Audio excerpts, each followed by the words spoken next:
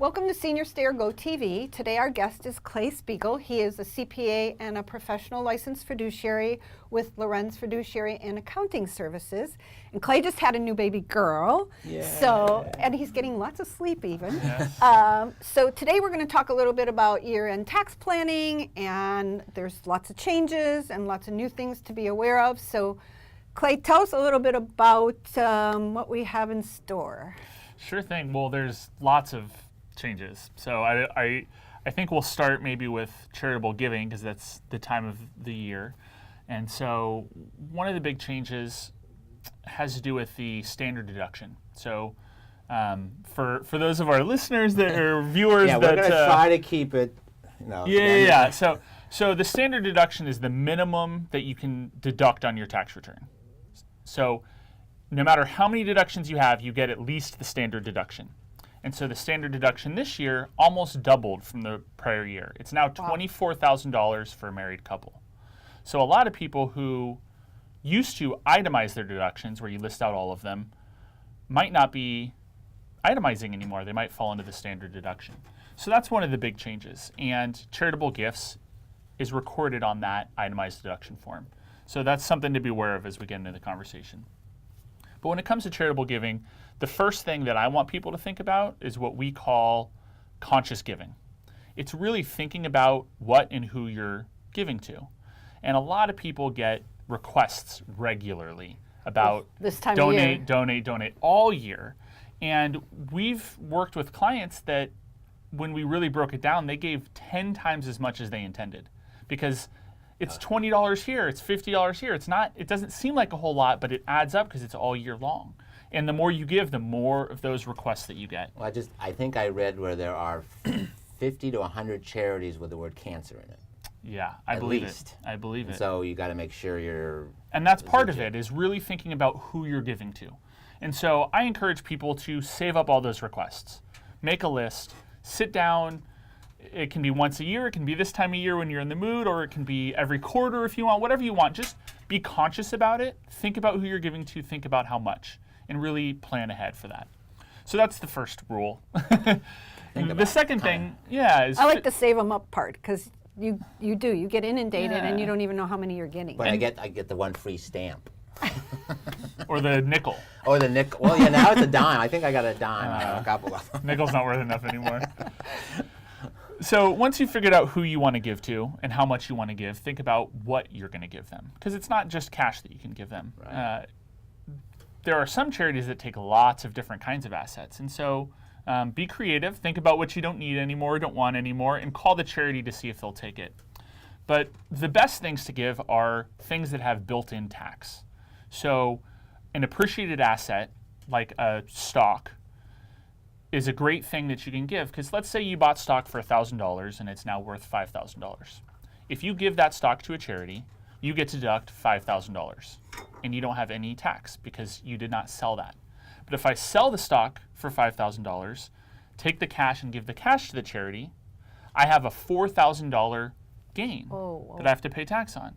And so I give $5,000, I have a $4,000 gain. Really, all I'm getting is a $1,000 deduction above that sale. So how logistically, you have a Schwab account, you've got 50 different stocks in it. You don't see stock certificates anymore for sure. So how logistically do you do that? You ask your custodian. You say make a transfer. Okay. So and you'll work with the charity, and they have their own investment accounts. Right. And so you transfer it to their investment account. And there might be some logistical issues depending on who custodians their assets, but you can figure it out. Okay, so it's not rocket science. Yeah, it should be someone else's problem. Because they're getting the money. Exactly. That's the important part. Exactly. Make it somebody else's problem. Yeah, so if they get that $5,000 stock, they sell it, they're an exempt organization, they don't pay tax on it, and you get a $5,000 deduction. So that's a great way to give.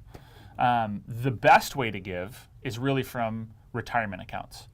So there is a tax law that would expire every year and get extended that's now permanent, that you can give up to $100,000 from your IRA directly to a charity, and it's a complete wash. You don't even record the income on your tax return. Whoa. Up to $100,000? Up to $100,000. And there's no income limitations for 401k and IRA, or? I believe it's just IRA. Okay. But I don't know that one for sure. So the reason this is powerful is if I make a $10,000 withdrawal from my IRA and then I give the money to a charity, I have $10,000 of income and I have a $10,000 deduction, which might sound like a wash, but the income affects all these other numbers on your return. It affects how much Social Security is taxable. It affects how much medical expenses you can deduct, things like that. So that's one thing. The other thing, we just talked about the standard deduction, where we have all these new limitations, and if you're taking the standard deduction and you give $10,000 and you're still not over that $24,000, you don't really get a benefit from that gift. But if you're giving it straight from your IRA, you're getting the benefit because you're getting rid of that income, and that distribution counts towards your required distribution. So for people who have a required distribution but they don't need that money, that is the perfect thing to give. And even if that's part of your cash flow but you have gifts as part of your budget, that's a great way to do it because you get this full standard deduction now and you get this reduction in your income.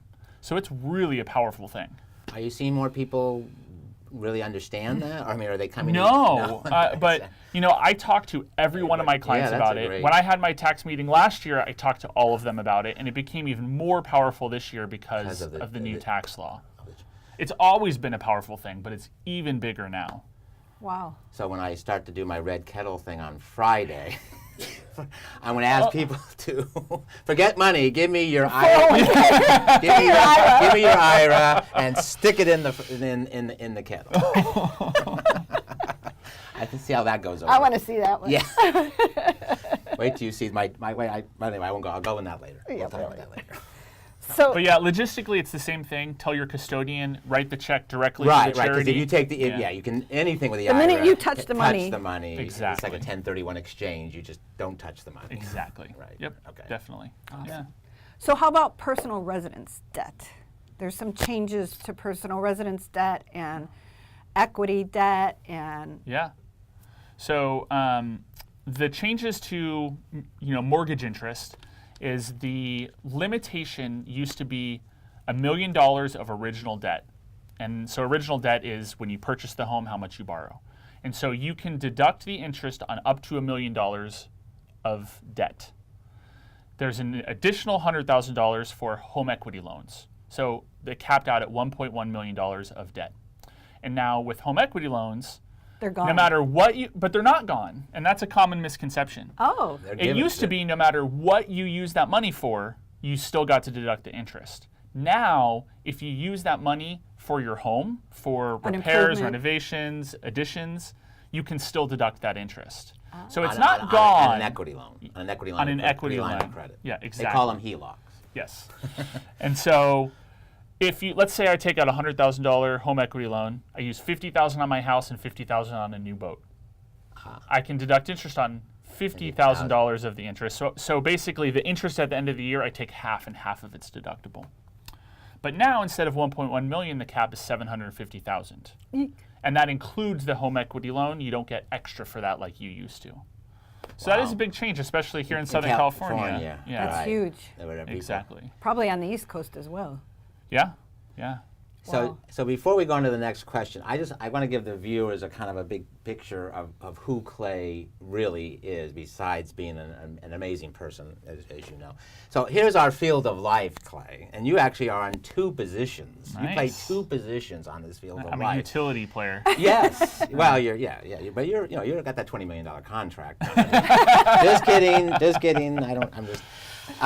Clay, over here we have the first. Clay has a CPA firm. I mean, Lorenz Fiduciary Service and Accounting Services. So over here is a CPA. On first base is a CPA, but you also are the coach because he is a professional fiduciary, and this show is really not centered on that topic. But I can tell you, if you have more than one child, you should call Clay. Because it just avoids a lot. Or no children. Or no children. No children or more than one child. Or even one child who's whatever. So really, get on their website, Lorenz. What is the? MyTrustee.net.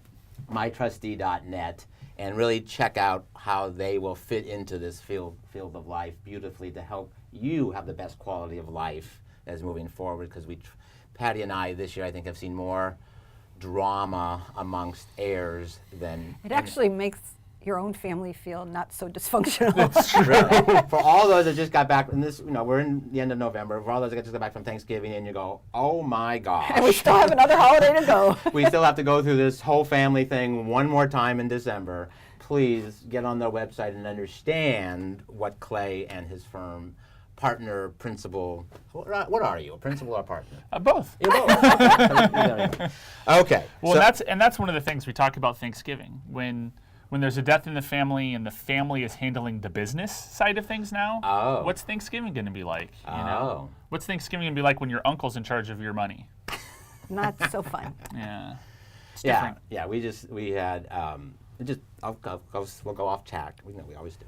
I got a call on a Sunday, and the friend of this person is supposedly the trustee of this friend who's got dementia, and of course the home is in a trust, and the lady with dementia is the trustee of her trust. Okay. And so the friend is going, well, I think I need to sell the house, and we're going, good luck. You have no power. But I got a PO, I got a power of attorney, and we're going, good luck. Yeah. So that kind of stuff is important to understand, and Clay and the Lorenz Fiduciary Services can tell you all about that. So, moving on.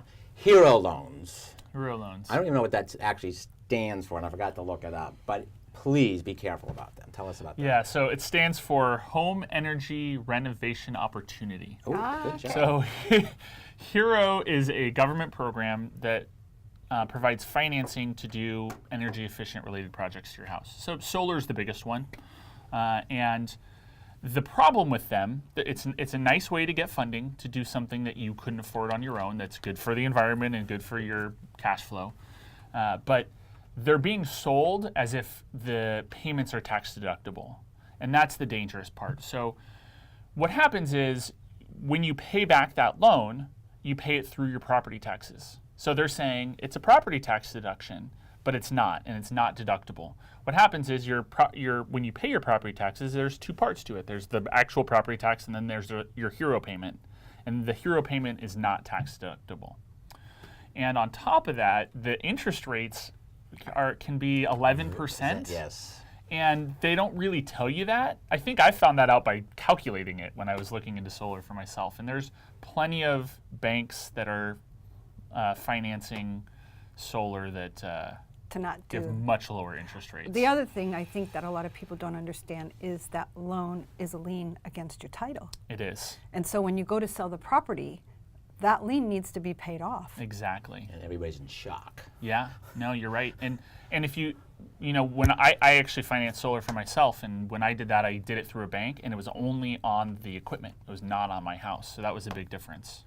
And so again, as the three of us advocate for seniors on a continual basis, please don't take the phone call or call Clay or call a financial advisor. Yeah. Call your trusted advisor and say, is this the right way to do solar? Know that you have options. You have options, and they're out there just pounding the pavement. They really are. Especially with the seniors. Especially with the seniors. So it's a big problem. Yeah, and in my opinion, the leases are not a good value either. So.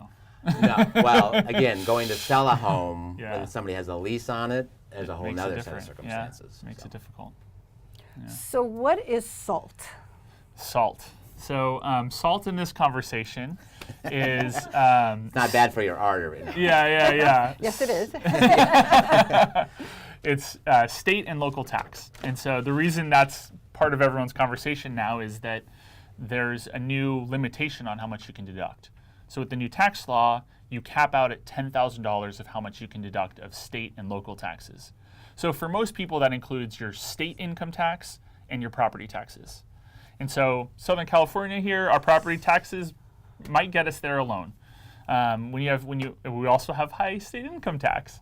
So that was how a lot of people, We won't go into politics today, but you can kind of tell where I'm going. It's called the sunshine tax. Yeah. So a lot of people, that was one of the things that got them above the standard deduction. And so limiting that at 10 is another reason why less people are going to be itemizing their deductions and taking that standard deduction, because it's limited to $10,000. Yeah. And given that we're in real estate, have people come to you and said, it doesn't make sense for me to take on this home, or move up into a? Have people expressed that view? I haven't heard that. Yeah. And that happens a lot, though. I have conversations with people who are wondering if they should do this because of taxes. And taxes should just be part of the consideration. The tail wag the dog. Exactly. And so, the house that you're going to live in, there's obviously a lot more things that are more important than how much of the property taxes you can deduct. But, again, that's part of the equation, and it used to be that was how can I afford this? Yeah. Well, you're going to get this break over on this side of the coin, and that's, back in 2000, that was part of the problem back in 2006. Well, the government's going to pay for it, so what do I care? Mm-hmm. But it didn't work. Yeah. Well, speaking of houses, capital gains. Yeah. After all of these years where the new rules have been in place of the 250 and 500, people still believe it. People still believe there's that rollover situation. So when people sell their home. What do you mean by rollover? Back in the day, before the 80s, you used to be able to defer your capital like gains. An exchange. Right. Now it hasn't been in place as for 30 long as you years. purchased a home within 18 months. And yeah, right, but that hasn't been around for forever. So please explain. Yeah, so what we call it is a Section 121 exclusion, and so that's the IRS code. And what it is when it qualifies as your personal residence, which means you've lived there, it's been your residence for 2 of the last 5 years. If that's the case and you sell the property, you get to exclude $250,000 of the gain. So if I bought a house for $100,000 and I'm a couple, because you each get $250,000. So my wife and I bought a house for $100,000 and we're selling it for $500,000. That's a $400,000 gain. I get to exclude all of it. And so what happens is one of the dangers with this is people move out, they right size or they move into the senior residence, and they keep the house as a rental. Well, you can do that, but only for 3 years if you've been living there the whole time. If you get over that 3-year period, you completely lose it, and you go from excluding $500,000 of gain to 0, and that's a huge tax hit. So that's something to be really aware of. And that's just about the time the person who moved out decides this is too much of a hassle to have a rental property. Yeah. So we talk about that. I'm glad you brought that up, because that's, people say that to us all the time.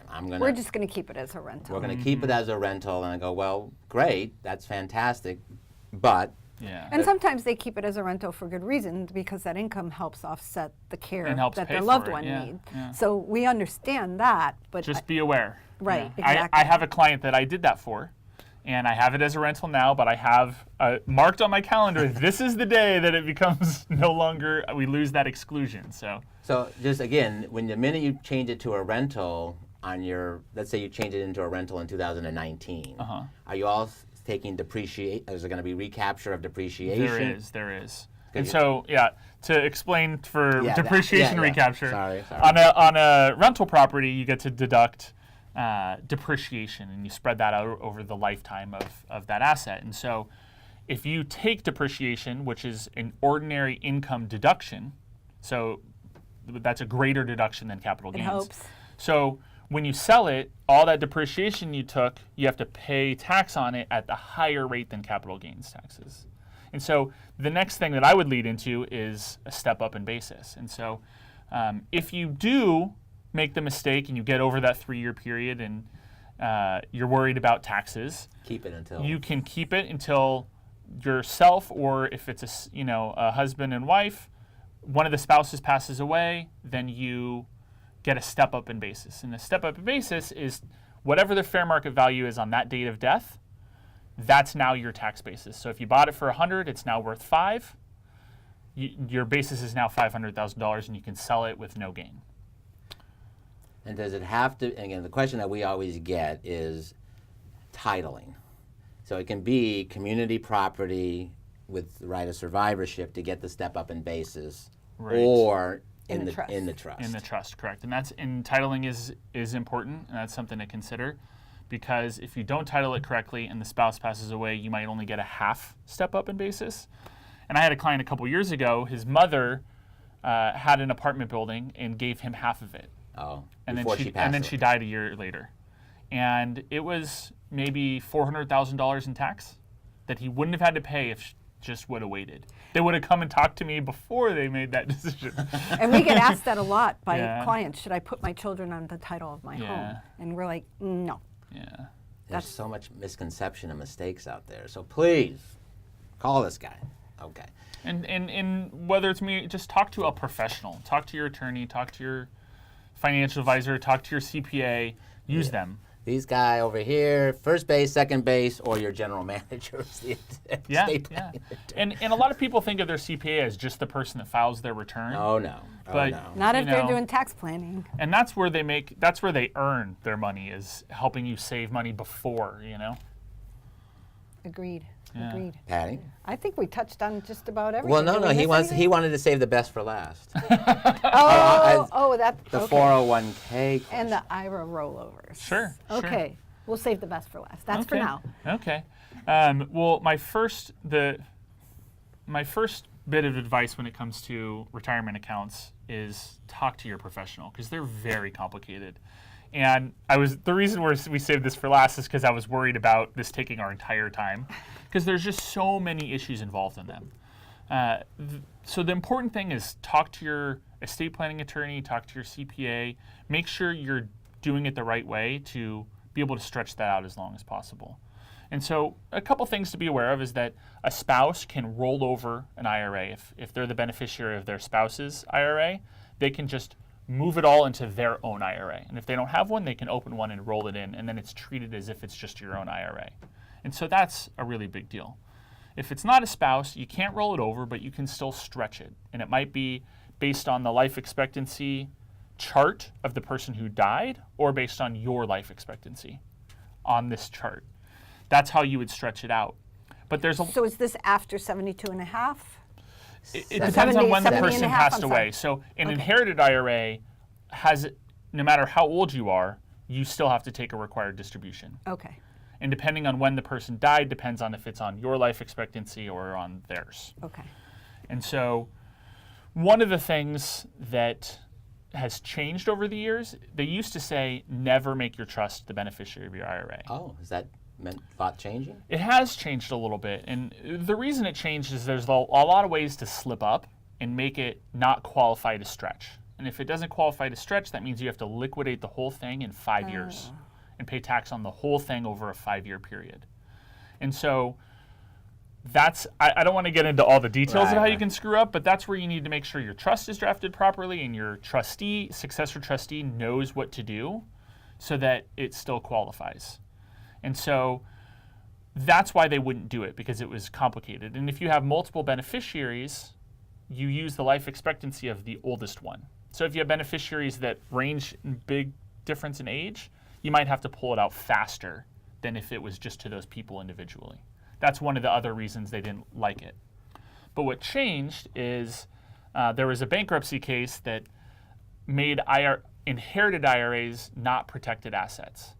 So a creditor can't go after my IRA. Right. But if it's an inherited IRA, it's not a retirement account, right? I didn't save up for my retirement. So a creditor can go after an inherited IRA. So for credit protection now, trusts are being used to be beneficiaries of IRAs because that trust is protected. That irrevocable trust cannot be penetrated by creditors.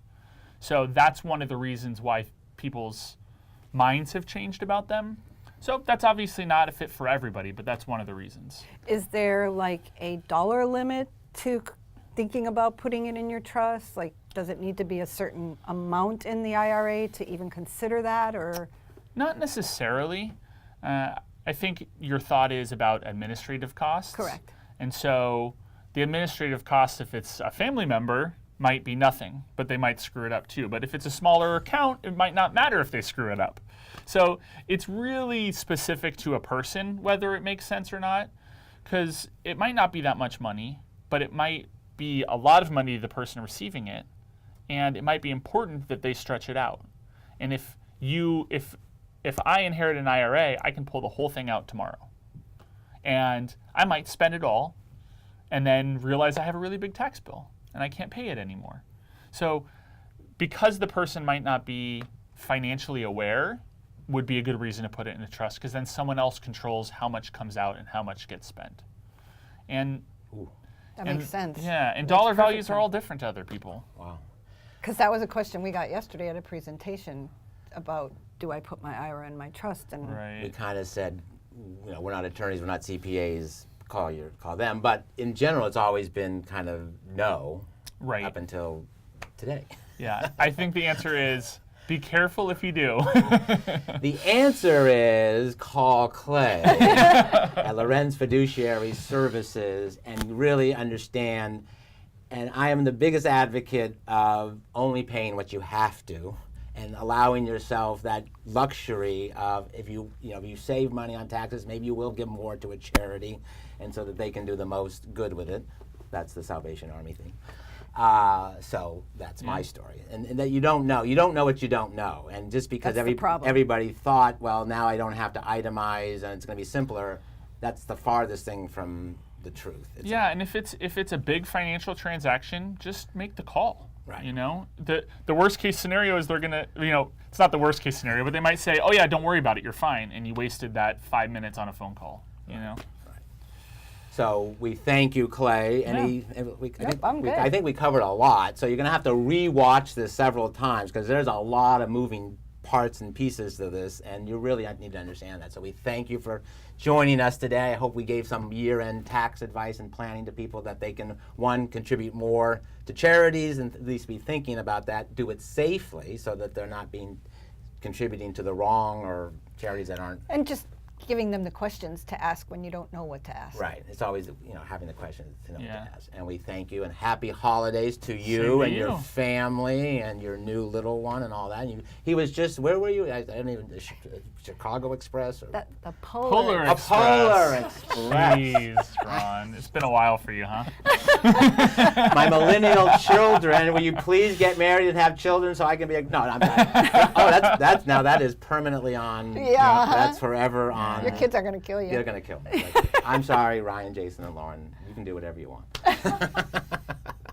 Thank you, Clay. Thank you. You're an amazing guy. We appreciate you having us. Senior Stay or Go, we're signing off for the last time in 2018, and we will see you back here in 2019. Have a great and safe and sane holiday.